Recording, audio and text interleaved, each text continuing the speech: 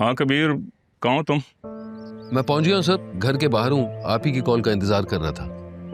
अच्छा, मैं बस अभी मैसेज करने वाला था आपको। ऐसे करो कि तुम आधे घंटे तक आदिल साहब के घर पहुंचो, हम भी यहाँ से अभी निकल रहे हैं। ठीक है सर, आप लोग निकलें, फिर मैं यहीं रुक जाता हूँ। अच्छा अच्छा, ऐसे करो तुम वहीं रुको, मैं घर से होके आता हूँ ज़रा। जी बेहतर।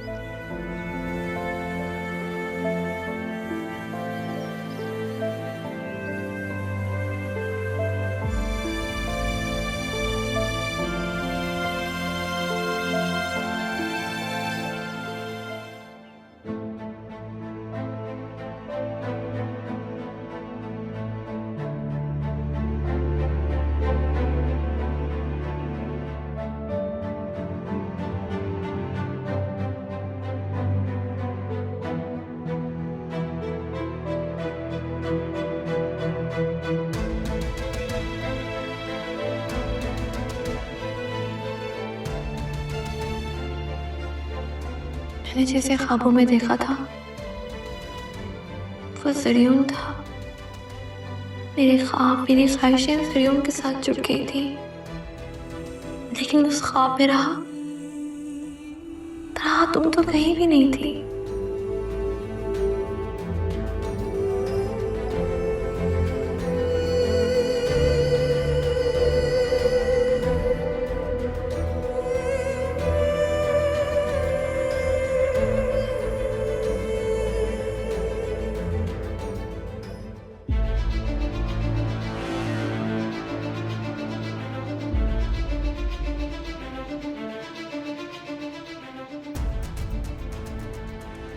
कितने सालों बाद इस शहर में ऐसे वापस आऊंगा, सोचा भी नहीं था। बहुत कुछ बदल गया है, हाँ बहुत कुछ। और मैं भी तो बदल गया।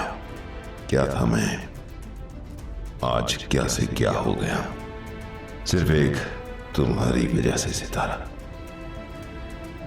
मैं कुछ भी नहीं बोला, कभी नहीं। अपने ठुकराए जाने का गम शायद मैं भूल जाता, लेकिन तुम्हारे जाने से मेरे बाप का जो नुकसान हुआ मुझे आज भी बेचैन रखता। तुमने तो एक दिन भी पलटकर मेरा हाल तक जानने की कोशिश नहीं की। कोई कैसे कैसे इतना बेखबर हो सकता है, कैसे?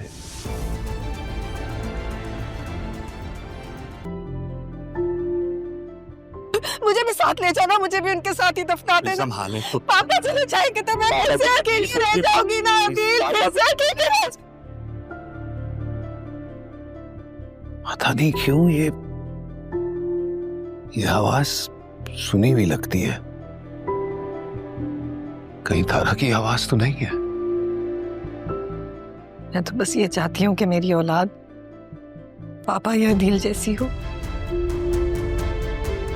तारा, सितारा रहमान, सैफुर रहमान, अदील और रहमान। नहीं नहीं, ऐसा नहीं हो सकता। शायद मेरी गलतफहमी है। काश उस दिन मैं वो तस्वीर देख लेता जो तारा मुझे दिखाने की कोशिश कर रही थी। अब क्या करूं?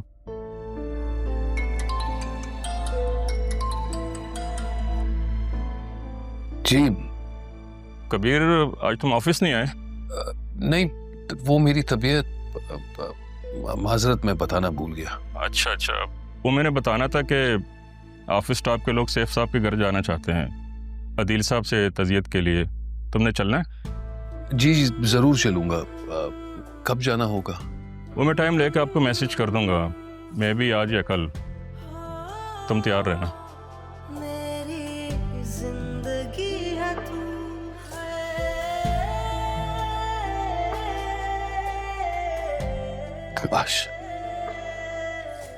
काश वो तुम ही हो तारा।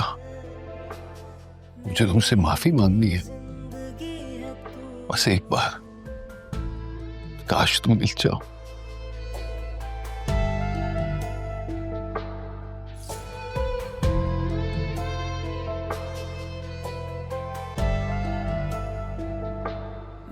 मेरी खताएं क्या, पाई सजाएं क्या, पूछूं खुदा से मैं हो के रूबरू। बेबसी है क्यों, बेरुखी है क्यों। क्यों आई आप मेरे कमरे में?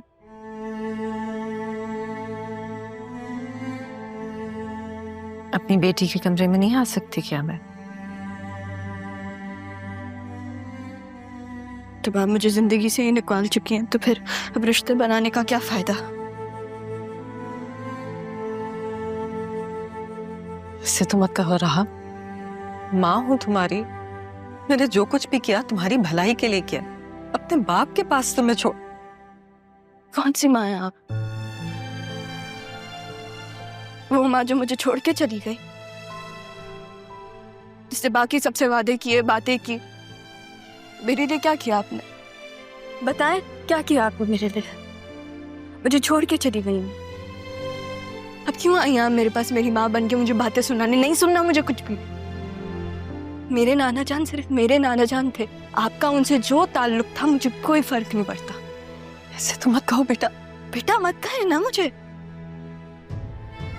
मत कहे मुझे बेटा। मेरी माँ मर चुकी है, हमारा कोई रिश्ता नहीं है।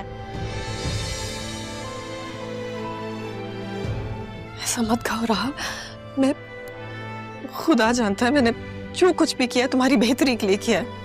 मेरी खातिर, मेरी खातिर किया। जिस वक्त बच्चे को अपनी माँ की सबसे ज्यादा जरूरत होती है ना, आपने उस वक्त मेरी माँ की गोद मुझसे छीन ली। ये सब आपने मेरे लिए किया। एक अच्छी माँ किसी और के रहमो करम पे अपने बच्चे को छोड़ के नहीं जाती है। दूसरों के रहमो करम पे नहीं, अपने बाप को सौंप कर गई थी तुम्हें मैं। आपको पता है इस घर में एक और बेखबर इंसान था, और उस बेखबरी में ना वो मुझे जब अंधेरे कमरे में बंद करती थी तो मामू और नाना जान आते थे मेरे पास। आप क्यों नहीं आई? क्यों नहीं आई आप? क्योंकि आप कभी थी ही नहीं। लेकिन ऐसा नहीं है कि आपको पता नहीं था कि मेरे साथ क्या हो रहा है, क्योंकि ज़ैनब भी तो आपको हर लम्हे की खबर देती थी। आपको नहीं हुआ कि आप मेरे पास आए, मुझसे पूछें कि मैं कैसी हूँ, अपनी बेटी के पास आए? मुझे माफ कर दो, माफ कर दो बेटा।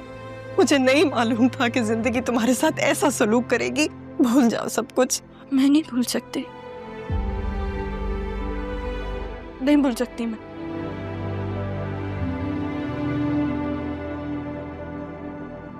बहुत जुल्म किया है मैंने तुम्हारे साथ। मैं अजाला करूंगी सबका।